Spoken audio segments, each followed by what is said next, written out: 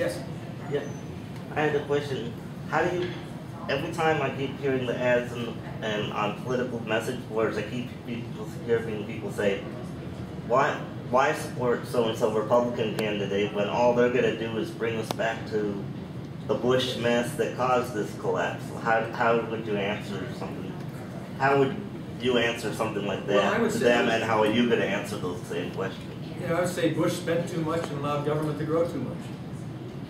Absolutely. That's why I voted against him on several occasions, including the financial bailout, Wall Street bailout. I think that was wrong. I think he was right, though, 6 years prior to that, when he went to Barney Frank and Chris Dodd and said, hey, we've got to deal with this subprime lending, this mandated lending that we put on financial institutions to do things that are not simply unwise, that are dangerous. People are getting into situations that they're going to be hurt by. And he asked them, but they wouldn't touch it. In fact, they expanded on it. They gave more provisions to Fannie and Freddie, more opportunities. I mean, where did Rahm Emanuel make his millions? Fannie Mae. That's where they found it. And so that went on. So I'll say there's plenty of blame to go around at the very least. But what do we do about it? I think we go to the principles that made this country great. When I hear some of my primary opponents talk about we need new and fresh ideas. Hello? What do we got in the White House right now? New and fresh ideas that are worn out already, that will destroy this country. We need to go to the solid principles that work. The framers of our system of government, our founders, understood that a limited government, a weak government, strong people, strong private sector, weak public sector, restrained public sector, mildly restrained private sector brought success.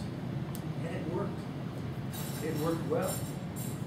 Now we've come the opposite way. We've restrained the private sector and we've unleashed the public sector. And it's eaten us alive. Welcome back. Good. For a while. Couple of questions. First of all, when Obama made his speech in Chicago on election day, saying that he was going to bring all of America together again. And now we're seeing more polarization than we've ever seen, at least in my lifetime, of minorities versus people that that they feel are better off than them, and they want to share what's in my wallet, et cetera, et cetera. How are you going to manage that once you're back in Washington, which I'm very confident you will be?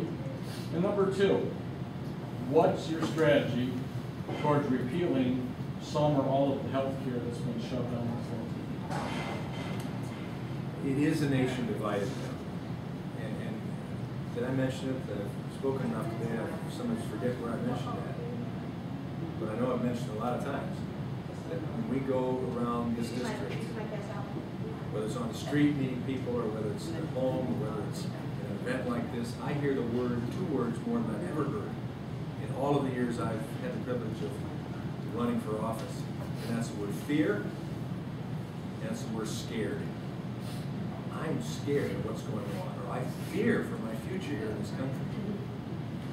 That's not America.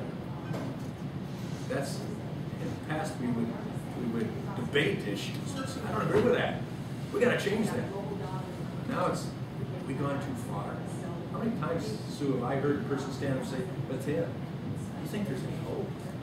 And my answer is always absolutely. We're Americans. If we stand up, we always win. We're Americans. We have the principles. We have the work ethic. We have the convictions. We have the character. We have the resources. It's there.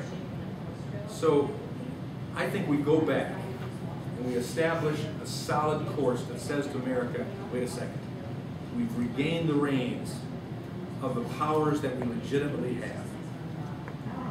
And those powers come from the Constitution, the Bill of Rights,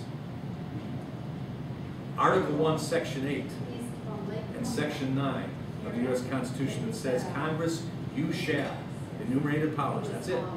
That's it. Just a few. And, by the way, you shall not.